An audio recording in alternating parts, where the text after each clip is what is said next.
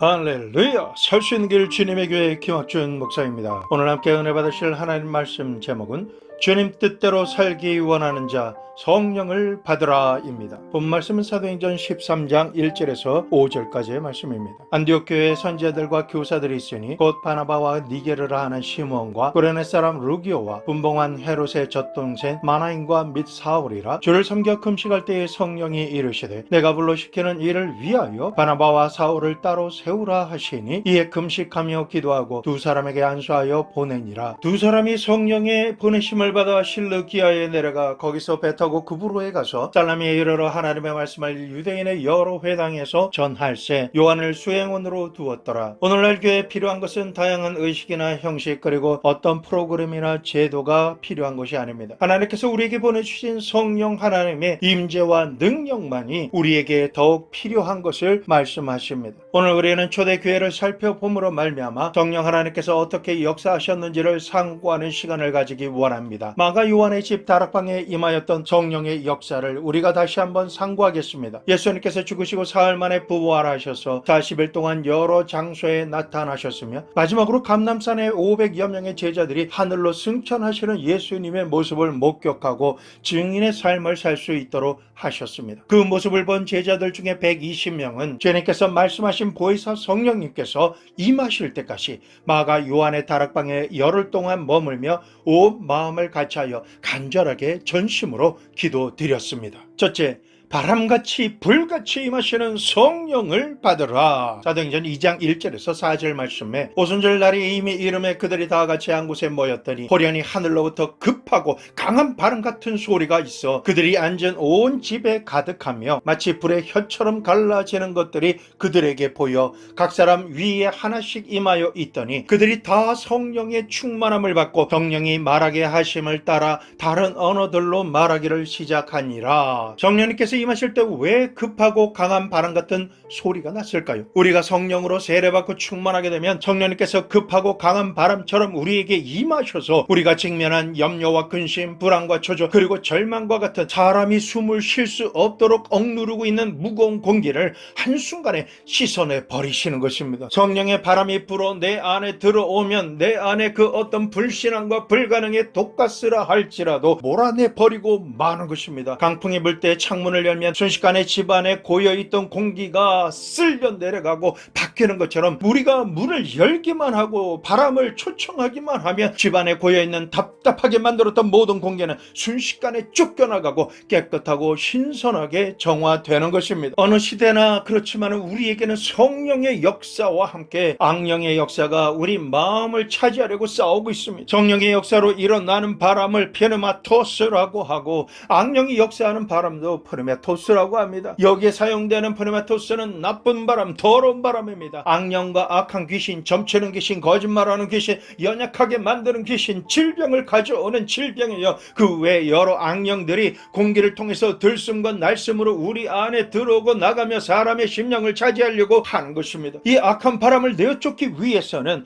하늘로부터 급하고 강한 바람 같은 소리가 임하며 강력한 성령의 바람이 일어나게 될 때 침체되고 썩어서 고약한 냄새를 풍기는 바람들을 몰아낼 수 있습니다. 강력한 바람이 정화시키지 않는 한 인간적인 방법으로 향수나 방향제를 뿌리는 것은 잠시뿐이고 시간이 지나면 악취와 혼합되어 더욱 역겨운 냄새가 나게 되는 것입니다. 하나님을 믿는 우리는 성령 하나님의 생기의 바람으로 내 안에 역사하는 모든 근심, 걱정, 염려, 두려움의 공기를 몰아내므로 언약의 말씀을 강한 믿음으로 붙잡고 소망을 가지며 하나님의 사랑으로 채울 수 있어야 합니다. 급하고 강한 바람처럼 임하신 성령님은 우리 각 사람에게 불같이 임하십니다. 불은 열심을 나타냅니다. 성령의 불이 임하면 미지근한 마음의 심령이 뜨거워지고 열정적인 마음을 가지게 되는 것입니다. 성령의 불을 받으면 하나님을 목마른 사슴처럼 갈망하며 찾게 됩니다. 하나님의 말씀을 목마름으로 인해 헐떡거리며 굶주린 사람이 급하게 마시고 먹듯이 읽고 듣고 공부하며 묵상함으로 되새김질을 합니다. 불을 받으면 성령님께서 기도의 영을 부어주시기 때문에 전혀 기도에 힘쓰게 되고 작정기도, 금식기도, 합심기도, 철야기도를 드리고 응답을 받으며 기도하며 기적과 축복의 주인공이 되어 증인의 삶을 살 수 있게 되는 것입니다. 이러한 불이 임하면 현실에서는 포기하고 바랄 수 없었던 건강을 비롯한 모든 기도 제목을 소망 가운데 바라며 원하며 구함으로 받게 하십니다. 불같이 뜨겁게 기도에 힘쓰면 볼 수 없고 들을 수 없으며 소유할 수 없었던 소망을 바라보고 믿음으로 실제로 소유하게 됩니다. 하나님을 믿는 믿음의 삶은 결코 미지근해서는 안 됩니다.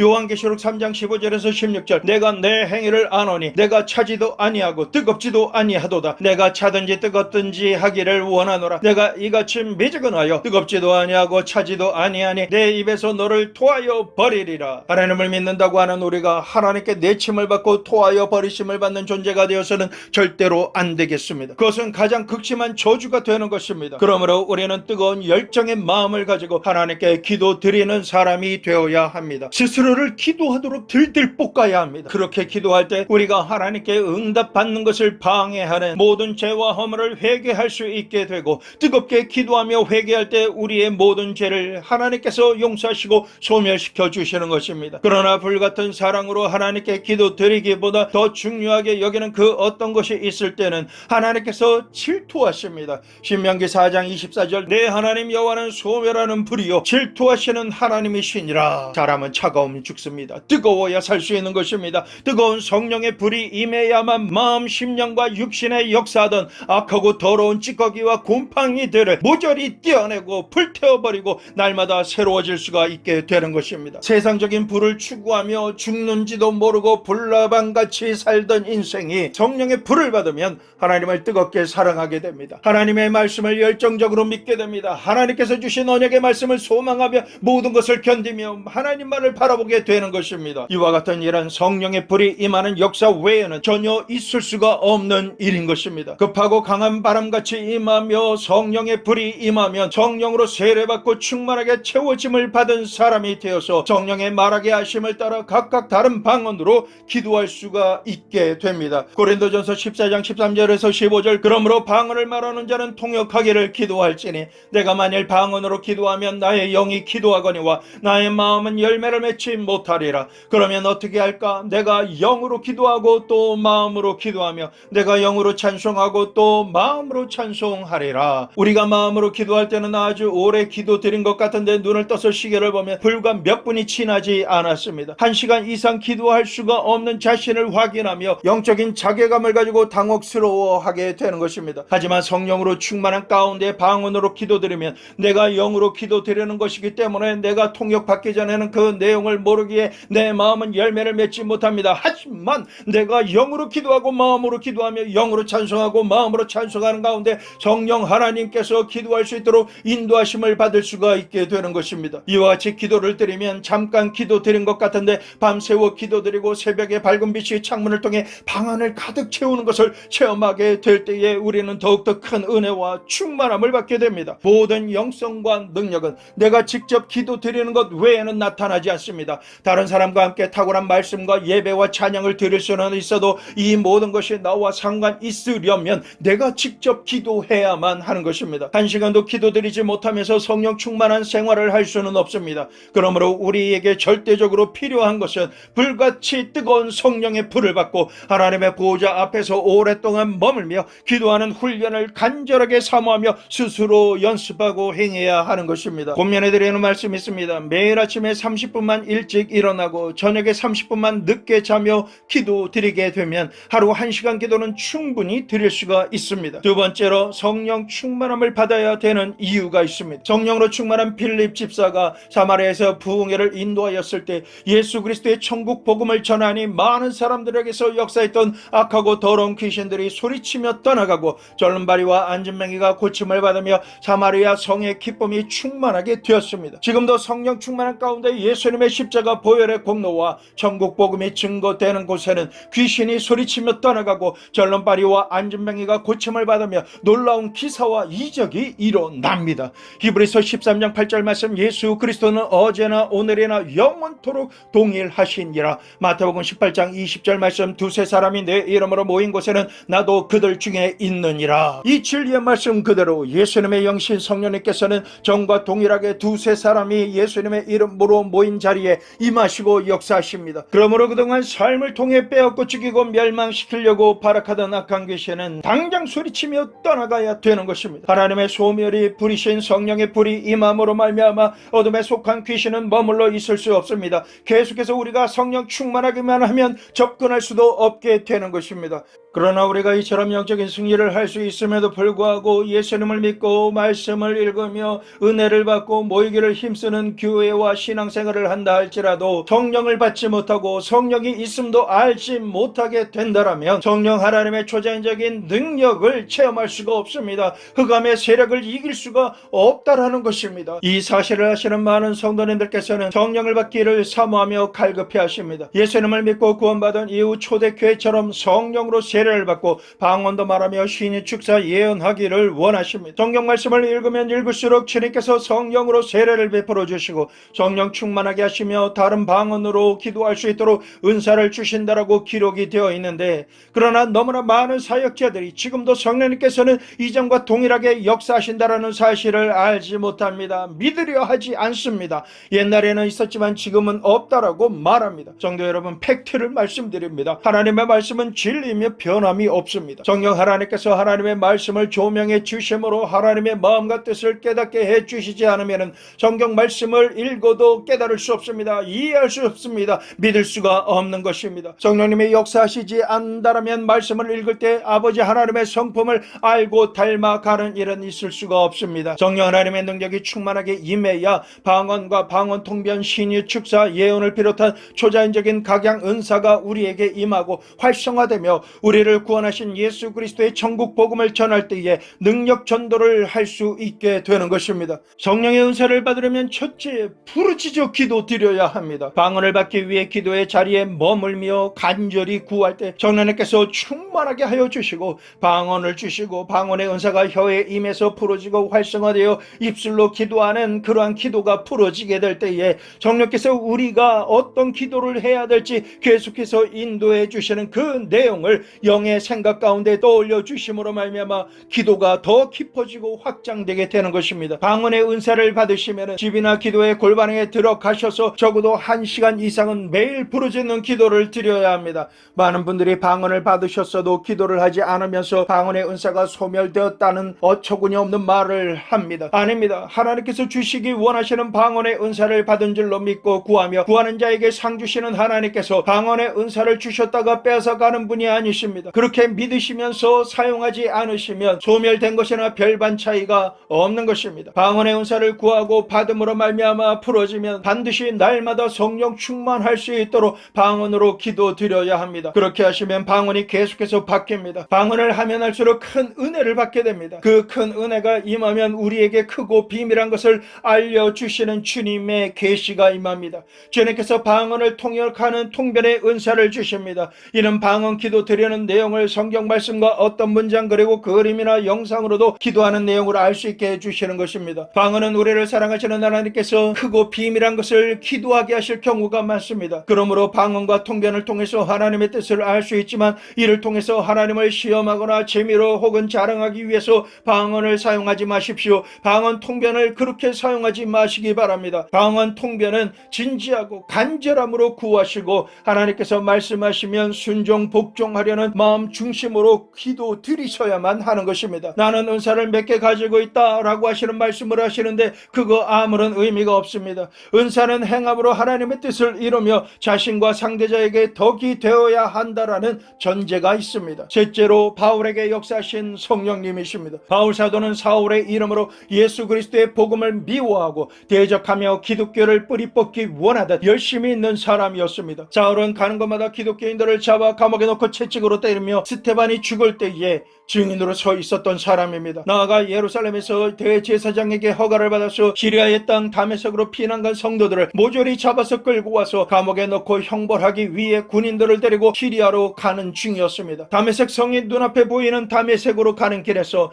정오의 햇빛보다 더 밝은 강렬한 빛이 하늘에서 비치므로 모든 사람이 놀라며 땅에 엎드렸습니다. 사도행전 22장 7절에서 9절 말씀, 가는 중 다메섹에 가까이 갔을 때에 오정쯤 되어 호련히 하늘로부터 큰 빛이 나를 들러 비침에 내가 땅에 엎드려져 들으니 소리 있어 이르되 사울아 사울아 내가 왜 나를 박해하느냐 하시거늘 내가 대답하되 주님 누구시니까 하니 이르시되 나는 내가 박해하는 나사렛 예수라 하시더라. 나와 함께 있는 사람들은 빛을 보면서도 나에게 말씀하시는 이의 소리는 듣지 못하더라. 강력한 빛으로 인해 타고 가던 말에서 떨어져서 주님의 음성을 듣고 있던 사울은 나는 내가 박해하는 나사렛 예수라 라고 말씀하시는 주님의 음성에 깜짝 놀랐습니다. 지금까지 자신은 하나님을 위해 일한다라고 열심을 가지고 기독교를 회파하고 뿌리 뽑으려고 사명을 가지고 기독교인들을 죽였는데 예수 그리스도가 하나님이시라는 사실을 깨닫게 된 것입니다. 그 순간 자신의 눈이 보이지 않게 되었습니다. 사울은 사람들에게 이끌려서 다메섹으로 들어가서 사흘밤과 낮을 금식하며 회개하고 부르짖어 기도드렸습니다. 그러자 하나님의 영광이 사울에게 임하셨습니다. 하나님께서 아나니아라고 하는 사람에게 나타나셔서 말씀하시기를 사도행전 9장 10절에서 15절 그때 다메섹에 아나니아라 하는 제자가 있더니 주께서 환상 중에 불러 이르시되 아나니아야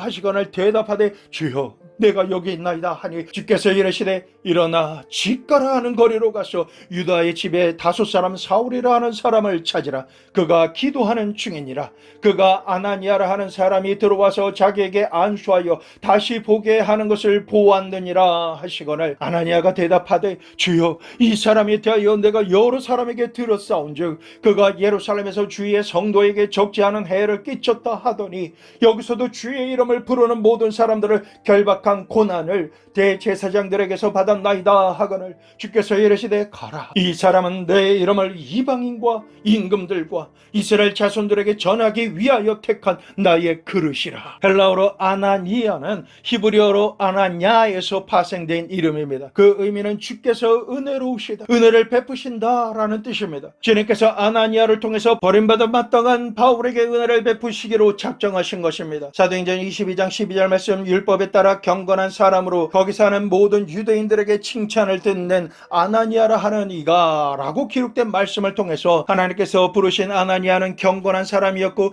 하나님의 음성을 민감하게 듣고 반응하는 제자였습니다. 아나니아는 사울이 그동안 한 일을 너무나 잘 알고 있었습니다. 하나님의 말씀을 명확하게 들었다 하더라도 핍박하려고 여기까지 찾아온 사울을 찾아가서 안수 기도하는 것은 언제라도 잡혀가서 고문을 당하거나 죽을 수도 있는 일이기 때문에 상당한 위험을 감수해야만 하는 일이었습니다. 그러나 경건한 아나니아는 이해가 되면 순종하고 이해가 되지 않으면 불순종하는 자가 아니라 주님의 뜻이면 죽기까지 절대 복종하는 신실한 사람이었기 때문에 그러한 아나니아를 아시는 하나님께서 사울이 이방인을 위해 세우신 그릇이고 시저 앞에 서야 할 것이며 예수 그리스도의 이름을 위하여 얼마나 고난을 받아야 할 것인지를 알게 하셨습니다. 주께서 친히 사울에게 보이실 것을 알게 하시기에 아나니아는 사울을 찾아갔습니다. 그리고 이렇게 말합니다. 사도행전 9장 17절 말씀 아나니아가 떠나 그 집에 들어가서 그에게 안수하여 이르되 형제 사울아 주 곧 내가 오는 길에서 나타나셨던 예수께서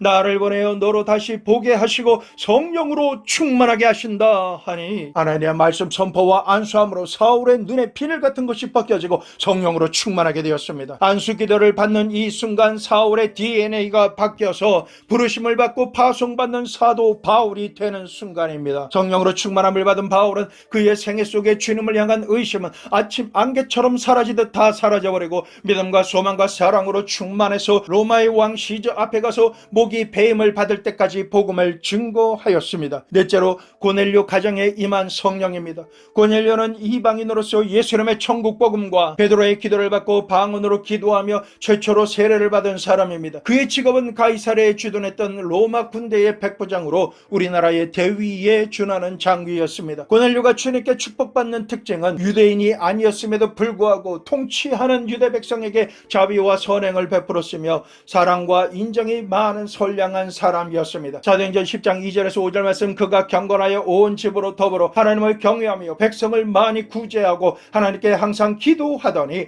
하루는 제9시쯤 되어 환상 중에 밝히 보매 하나님의 사자가 들어와 이르되 고넬료야 하니 고넬료가 주목하여 보고 두려워 이르되 주여 무슨 일이니까? 전세가 이르되 내 기도와 구제가 하나님 앞에 상달되어 기억하신 바 되었으니 내가 지금 사람들을 요바에 보내어 베드로라 하는 시몬을 청하라. 고넬료는 로마 장교였음에도 불구하고 유대인들과 화목하게 지낸 것으로 보아 겸손하고 의로우며 진실한 자였습니다. 그리고 이방인이면서도 온 가족과 함께 하나님을 경외하고 기도에 힘쓴 것으로 보아서 경건한 믿음을 소유하기 위해 노력하는 사람이었습니다. 그리고 베드로를 초청하였을 때 베드로가 자기 집안에 들어오자 그의 발 앞에 엎드려 절할 만큼 겸손한 자였습니다. 특히 하나님께서 베드로를 파송하셔서 성령을 받게 하시는 가장 큰 이유가 있다라면 고넬료가 하나님을 경외하며 기도와 구제에 힘쓴 사람이었기 때문이었습니다. 고넬료는 주의 천사의 지시대로 사람을 보내어 베드로를 청하였으며 베드로가 오기 전까지 온 친지들을 모아놓고 간절히 기도하고 있었습니다. 베드로가 와서 율법으로도 의롭다 함을 받지 못한 사람이 예수 그리스도를 믿으면 그 피로 말미암아 죄 사함을 받으며 의롭게 된다라고 하는 모든 말씀을 믿고 입술로 시인하였습니다. 이때 성령님이 고넬료와 가족에게 성령으로 충만하게 임하시자 이들은 하나님을 높이며 경배하였고 성령 체험하며 방언을 말하는 놀라운 성령의 역사가 이 가정 가운데 나타났습니다. 이날을 기점으로 이탈리아 군대 장교인 고넬료는 군복무를 마친 이후에 로마로 돌아가서 전심으로 예수 그리스도의 복음을 전하였습니다. 이때를 기점으로 주후 300년이라고 하는 시간이 지나서 로마와 유럽에 예수님의 복음이 전해지고 수많은 나라와 사람들이 주님께로 돌아오는 구원의 역사가 일어나게 된 것입니다. 성도 여러분, 아무리 말씀을 읽고 듣고 믿으며 기도하고 구제 사역을 한다 할지라도 성령으로 세례를 받고 성령의 능력을 받지 않으면 의식적이고 형식적인 종교인에 불과합니다. 그에게는 아무런 능력이 나타나지 않는 것입니다. 사도행전 1장 4절에서 5절 말씀, 사도와 함께 모이사 그들에게 분부하여 이르시되 예루살렘을 떠나지 말고 내게서 들은 바 아버지께서 약속하신 것을 기다리라. 요한은 물로 세례를 베풀었으나 너희는 몇 날이 못되어 성령으로 세례를 받으리라 하셨느니라. 주님의 말씀대로 우리는 성령으로 세례받기까지 간구하며 기도의 자리에 머물러 있어야 될 줄로 믿습니다. 다섯 번째로, 너희가 믿을 때에 성령을 받았느냐. 에베소 교회는 아볼로라고 하는 설교를 탁월하게 잘하는 아주 유명한 목사님으로 인해 세워진 교회입니다. 아볼로는 말씀에 탁월하고 에베소 교회는 은혜가 충만한 교회였습니다. 하지만 성도들의 일상생활은 수많은 어려움이 있기 때문에 이러한 현실이 믿음과 부딪혔습니다. 교회에서는 은혜를 받지만은 현실의 삶에서는 환난이 오고 고난이 임하며 고통과 두려움으로 인하여 감당할 수 없는 엄습해오는 염려로 인해 이겨낼 힘이 없었던 것입니다. 에베소 교회 교인들처럼 예배가 삶의 현주소에 나타나고 삶이 예배가 되는 역사가 나타나야 되는데도 불구하고 교회에서 신앙생활을 하지만은 실생활은 사람의 의지와 노력으로 유지하며 살아야 한다라는 그 한계점에 우리가 직면하기 때문에 믿음을 지키기가 너무나 어렵다라는 것을 우리는 고백할 수밖에 없는 것입니다. 교회에서 예배 순서대로 말씀과 찬송과 기도와 예배를 드리지만은 그리고 구제와 봉사와 선교를 충성스럽게 하지만은 말씀 가운데 역사하시는 하나님의 능력이 삶의 현주소에 나타나지 않기 때문에 말씀을 읽고 들어도 말씀 가운데 역사하시는 하나님의 능력이 삶의 현주소에 나타나지 않기 때문에 낙심하고 좌절하게 되는 것입니다. 말씀을 읽어도 성령 하나님께서 조명해 주시지 않으면 하나님의 말씀을 깨달을 수 없습니다. 삶에 적용할 수가 없는 것입니다. 말씀을 믿지만 행할 수 있는 능력이 자신에게 없기 때문에 할 수 없다고 탄식하며 포기합니다. 능력을 주시는 성령 안에서 무엇이든지 할 수 있다라고 주님께서 말씀하셨음에도 불구하고 믿지 못하는 것입니다. 주님께서 말씀하십니다. 요한복음 16장 7절 말씀, 그러나 내가 너희에게 실상을 말하노니 내가 떠나는 것이 너희에게 유익이라. 내가 떠나가지 아니하면 보혜사가 너희에게로 오시지 아니할 것이요 가면 내가 그를 너희에게로 보내리니. 우리에게 말씀하시는 실상이 무엇일까요? 보혜사 성령님이 절대적으로 필요하다라는 사실입니다. 예수님께서 우리와 함께 계시는 것보다 더 큰 하나님의 역사가 우리를 통해서 나타나며 일어나기 위해서는 하나님께서 보내신 성령님이 필요한 것입니다. 이렇게 우리에게 절대 필요한 실상을 예수님께서 말씀하셨어도 에베소 교회는 주님의 말씀이 전혀 반영되지 못한 교회였습니다. 사도행전 19장 1절에서 7절 말씀, 아볼로가 고린도에 있을 때에 바울이 윗지방으로 다녀 에베소에 와서 어떤 제자들을 만나 이르되 너희가 믿을 때에 성령을 받았느냐. 이르되 아니라 우리는 성령이 계심도 듣지 못하였노라. 바울이 이르되 그러면 너희가 무슨 세례를 받았느냐. 대답하되 요한의 세례니이다. 바울이 이르되 요한이 회개의 세례를 베풀며 백성에게 말하되 내 뒤에 오시는 이를 믿으라 하였으니 이는 곧 예수라 하거늘 그들이 듣고 주 예수의 이름으로 세례를 성령을 받으니 바울이 그들에게 안수함에 성령이 그들에게 임하심으로 방언도 하고 예언도 하니 모두 12사람쯤 되니라. 이 말씀대로 여러분에게 질문하기 원합니다. 성령을 받으셨습니까? 성령으로 충만하십니까? 성령의 능력이 임하여 성령의 은사가 활성화된 삶을 살고 계십니까? 하나님을 믿고 순종하는 삶을 사는데 절대로 필요한 성령님이 계심을 듣지도 못했고 받지도 못하며 성령을 받아야만 하는 절대적인 필요성을 인지하지 못하셨다라면 성령이 계심도 듣지 못한 에베소 교회와 동일한 문제로 고민하시게 될 것입니다. 그러시다면 사도행전 19장 말씀을 동일하게 받아야 합니다. 성령으로 세례받기 위해서 전심으로 기도드려야 하는 것입니다. 바울은 에베소를 방문하여 성령이 있음도 알지 못하며 하나님의 능력이 없이 물세례와 종교적인 삶만을 살던 에베소 교회 성도들에게 그리스도를 전하고 물로 세례를 베풀며 안수하고 기도해 주었습니다. 특별히 그 자리에 있던 12사람에게 안수 기도를 해 주었을 때 모두 다 성령으로 세례를 받고 방언을 하며 예언을 하는 초자연적인 성령의 능력이 임하셨습니다. 성령님의 임재만 제외하고는 신실하게 하나님을 예배하고 섬겼던 에베소 교회는 성령으로 충만함을 받아서 에베소 지역에서 소아시아 전체에 회개의 천국 복음을 성령 사역과 함께 전하며 하나님의 영광이 충만하게 임하게 하였습니다. 여섯째, 안디옥 교회에 역사하신 성령님이십니다. 예루살렘에서 기독교인들을 향해 극심하게 핍박할 때 뿔뿔이 흩어졌던 평신도들이 안디옥으로 내려가서 복음을 증거함으로 50만 명에 육박하는 가장 큰 초대교회로 성장시킨 교회가 바로 안디옥 교회입니다. 핍박이 가장 심했던 시기에 어떻게 이렇게 큰 교회를 세울 수가 있었습니까? 그 이유를 찾자면 안디옥 교회는 기도하는 교회였기 때문에 그렇습니다. 사도행전 13장 1절에서 3절 말씀, 안디옥 교회의 선지자들과 교사들이 있으니 곧 바나바와 니게르라 하는 시몬과 구레네 사람 루교와 분봉왕 헤롯의 젖동생 마나엔과 및 사울이라. 주를 섬겨 금식할 때에 성령이 이러시되 내가 불러 시키는 이를 위하여 바나바와 사울을 따로 세우라 하시니 이에 금식하며 기도하고 두 사람에게 안수하여 보내니라. 안디옥 교회는 선지자들과 교사들이 하나님 앞에 엎드려 금식하고 기도하며 성령께서 말씀하시는 대로 행하는 교회였습니다. 이것이 바로 안디옥 교회가 초구석으로 성장했던 비결이었습니다. 안디옥 교회 사역자들과 성도들이 연합하고 시간을 내서 금식하고 기도하며 언제든지 성령 하나님의 음성에 즉시 기쁘게 온전히 순종 복종하였기 때문에 하나님의 역사가 제한받지 않고 일어날 수가 있었던 것입니다. 오늘을 살아가는 우리도 기도와 금식을 하면서까지 성령님께서 행하라 말씀하시는 그대로 행하기 위해서 하나님의 음성을 들으려고 연합하고 기도에 전혀 힘쓸까요?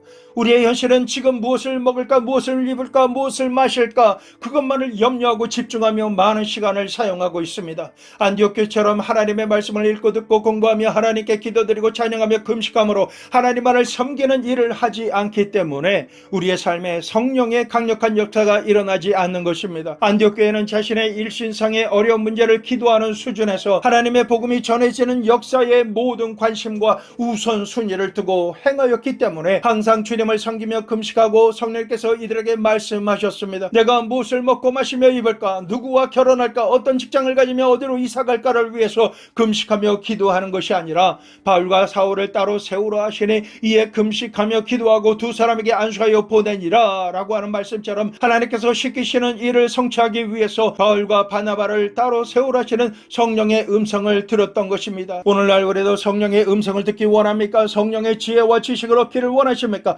성령 하나님의 권능을 받기를 원하십니까? 그렇게 되기를 원하신다면 안디옥 교회처럼 주를 섬겨 하나님의 나라와 하나님의 의가 이루어지기를 원하는 마음, 심령을 가지고 금식하며 기도드려야 하는 것입니다. 이 세상을 살아가는 사람은 예수님을 믿지만 자기 혼자 생각하고 결단하며 선택한 길을 살아가야 하는 것으로 생각하는 고아의 영이 충만한 신앙생활을 하고 있습니다. 그러나 주님은 이렇게 말씀하십니다. 요한복음 14장 17절에서 18절 말씀, 그는 진리의 영이라 세상은 능히 그를 받지 못하나니 이는 그를 보지도 못하고 알지도 못함이라. 그러나 너희는 그를 아나니 그는 너희 속에 함께 거하시며 또 너희 속에 계시겠음이라. 내가 너희를 고아와 같이 버려두지 아니하고 너희에게로 오리라. 예수님께서는 우리를 고아와 같이 버려두지 아니하시고 하나님 보호자 우편에서 우리를 위해 중보하시며 우리에게로 다시 오십니다. 또한 진리의 영신 성령 하나님께서는 로마서 8장 26절 말씀에 이와 같이 성령도 우리의 연약함을 도우시나니 우리는 마땅히 기도할 바를 알지 못하나 오직 성령이 말할 수 없는 탄식으로 우리를 위하여 친히 간구하시느니라. 우리의 연약함을 도우시며 우리가 무엇을 어떻게 간구하며 기도해야 할지 알지 못하는 가운데서도 우리 안에 임하시고 거하시는 성령님께서는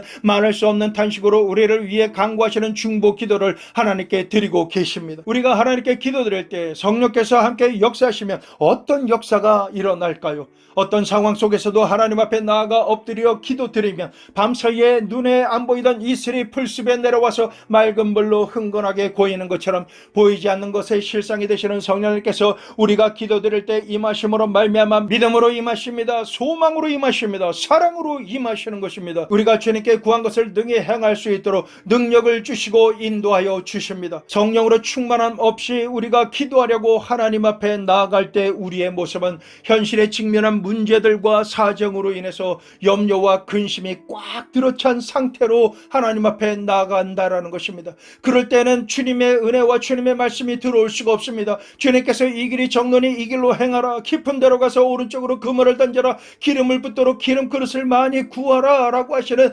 응답하시는 주님의 음성을 듣지 못하고 불신하게 되는 것입니다. 그렇게 해답을 찾지 못한 상태에서 기대함이 없는 기도의 형식을 가진 신세 한탄만 할 뿐인 것입니다. 그러니 주님 뜻대로 살기 원하십니까? 지금 당면한 문제를 해결받기 원하십니까? 하나님의 역사하심과 기적을 체험하기 원하십니까? 그렇다면 성령으로 충만하십시오. 성령의 불을 받으십시오. 성령 충만, 은사 충만, 능력 충만하십시오. 30분, 1시간, 2시간 주님 앞에 엎드려 성령 충만함을 간구하며 기도 드리시면 내주하시는 성령님께서 마땅히 구할 바를 구하게 하십니다. 응답받게 하십니다. 기적과 축복의 주인공이 되게 하시는 것입니다. 심지어 수고하고 무거운 짐을 십자가 앞에 내려놓고 내가 구하려는 기도 제목까지도 주님을 의지하고 내려놓고 기도하게 되면, 하나님을 찬양하며 성령 충만하도록 부르짖어 기도드리면 성령께서 임하십니다. 충만하게 임하십니다. 성령이 임하시면 나도 모르는 사이에 하나님의 지혜가 마음에 가득 차게 되고 문제의 핵심을 알고 깨뜨려 볼 수 있도록 통찰력과 분별력이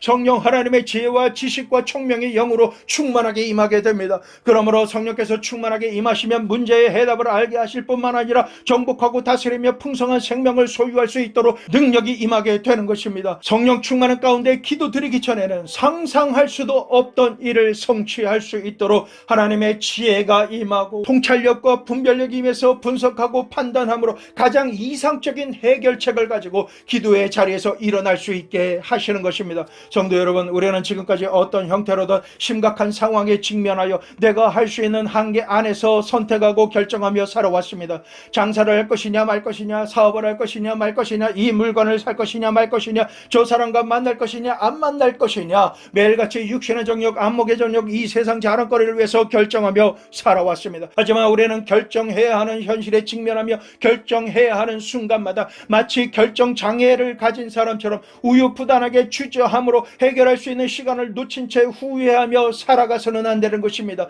믿는 자나 믿지 않는 자를 불문하고 성령 충만한 가운데 성령의 감동과 역사하심을 받지 못하면 잘못된 선택과 결단을 내리며 그 결정으로 인해 낭패와 실망을 겪는 허무한 인생을 살게 되는 것입니다. 그러므로 고린도후서 10장 4절에서 5절 말씀, 우리의 싸우는 무게는 육신에 속한 것이 아니요 오직 어떤 견고한 진도 무너뜨리는 하나님의 능력이라, 모든 이론을 무너뜨리며 하나님 아는 것을 대적하여 높아져 있는 것을 다 무너뜨리고 모든 생각을 사로잡아 그리스도에게 복종하게 하니, 우리가 싸울 수 있는 무게는 어떠한 경관진과 저주를 무너뜨리는 성령 하나님의 능력입니다. 이 세상의 모든 이론과 내 생각을 무너뜨리며 하나님을 아는 것을 대적하여 높아진 것을 다 무너뜨리는 것입니다. 지금부터 모든 생각을 사로잡아 오직 하나님의 말씀과 성령의 인도하심에 복종하십시오. 이러한 지혜는 사람에게서 배울 수 없습니다. 지혜는 안디옥 교회와 같이 하나님을 섬기고 기도드리며 성령의 역사하심에 민감하며 기대하고 기다릴 때 자기도 알지 못하는 사이에 아침에 이슬이 임하는 것처럼